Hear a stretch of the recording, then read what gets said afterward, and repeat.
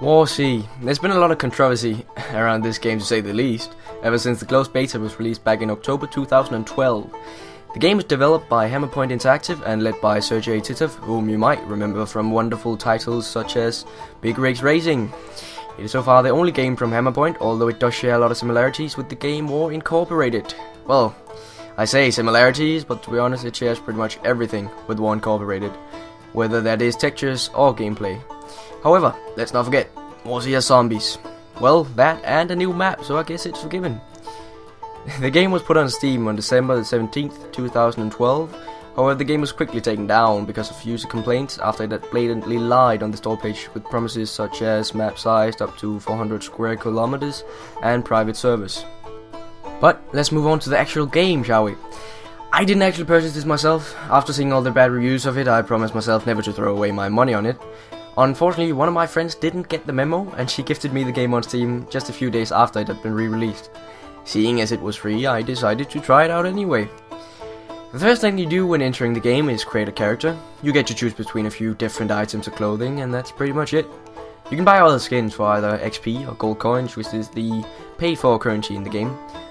You were able to create up to 5 different characters, which comes in handy when you die, considering you have to wait an hour to respawn, unless you want to use real money, which makes you able to respawn just 5 minutes. But I'll come back to that later.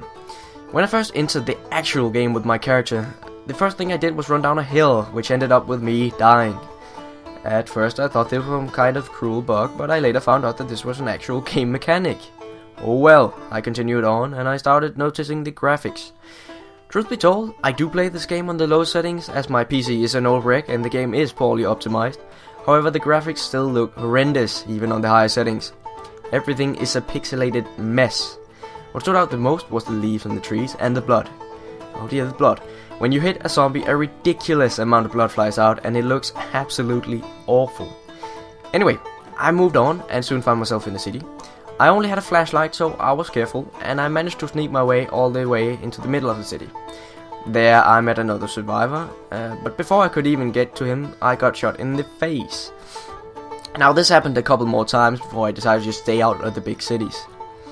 All in all, my first experience with the game? Not great. The gameplay itself isn't exactly great either. The melee combat is piss poor, I mean look at it. On one-on-one you can just kinda stand there hitting the zombies in the face with whatever melee weapon you're wearing, and when facing groups, you can simply move back while sitting. It does get a bit better with guns, but seeing as ammo is actually harder to find than weapons, you're not gonna be using them a whole lot. Besides, using guns with zombies is a massive waste as it uses both ammo and attracts more zombies. Combat with other players is very different though. It is very fast paced, and it really feels like every shot fired matters. Whenever I'm out scavenging and I hear footsteps other than my own, my heart immediately starts pounding, and it gives you a real adrenaline kick. You should stay away from very populated servers though, as you can be almost sure to meet either hackers or campers. I learned this quite quickly myself, but as long as you just stay on low populated servers, the game is very enjoyable. Another thing that will make the game a lot more fun is playing with a few friends. When doing so, the game actually gets really good, and it's tons of fun to clear a city with your mates and then settle down in a random house, letting it act as your base of operations. The experience feature works quite well. You get 5 experience for every zombie you kill, which you can spend on skills. On the skill tree, there are so far 3 different branches. There is the physical and melee branch, the weapons branch, and the survival and medical branch. Each branch contains their own set of skills, which can help you do more damage with melee weapons or even take less damage overall. Whether or not the system is balanced, I have no idea, as some skills do seem to be slightly overpowered. If you do manage to get every single skill, you'll be a walking death machine, and I can't imagine that being very balanced. If you ever feel like wasting a bit of your hard-earned money, you can also choose to buy gold coins, as mentioned earlier. These allow you to buy equipment or revive your player. You can buy everything from melee weapons to bandages. The only thing not available as of right now is guns. If you do decide to buy something, even though it is possible to find most of the stuff quite easily anyway, you'll be able to lose it if you die. That is correct, if you die, all your items will be gone. So say that I spent $10 on gold coins and I bought myself some gear. I then went out into the game and immediately got shot. That money would be wasted and I would not have any way of getting it refunded. Brilliant. All in all, the gameplay is quite awful really, but it can be fun playing with a few friends or when fighting other players. The sound in the game is extremely frustrating. The music prevents you from hearing when you're being attacked by zombies, so turn that shit off. The zombies also sound ridiculous, and it is often hard to hear where they're coming from. One zombie will also make multiple sounds at once, which makes it sound like you're being attacked by more than one zombie at a time. The game also contains tons of stupid background sounds like birdsong. Some of the noises are alright, and some makes you want to rip your ears out. The gun sounds are alright, although most of them sound quite dull. The overall feel of the game is pretty good though. When walking around alone, it does make you feel very cautious and alert, especially around cities. The game does not succeed at being scary though. The zombies look like aliens and do a very poor job at scaring you, considering how easy they are to kill.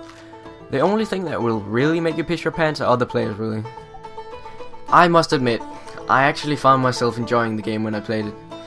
I've spent around 40 hours on it already, which is something I was certainly not expecting. It is odd though, considering how bad it really is when you think about it, but playing with a few friends, the game actually becomes a lot of fun. I know a lot of you will ask, but is it better than DayZ? I don't personally believe that you can compare the two though. I mean, DayZ is just a mod and WarZ is a full game. Once the DayZ standalone game comes out though, I will definitely try to answer the question.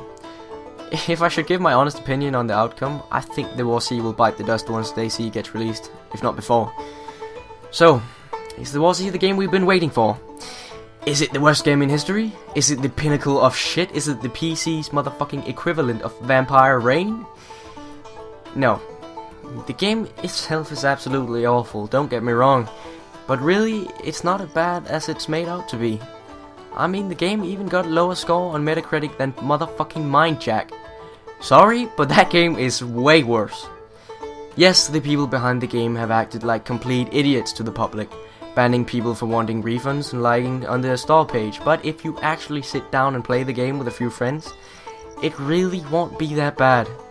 It won't be great either, no, but it won't be that bad. I would give the game 5 out of 10. It has a lot of potential, but it is executed horribly. Take the game for what it's worth, and don't go into it expecting too much. That's all for me for this time. I hope you enjoyed this video. Like, comment and subscribe, it really does help me out. I will see you next time. Goodbye.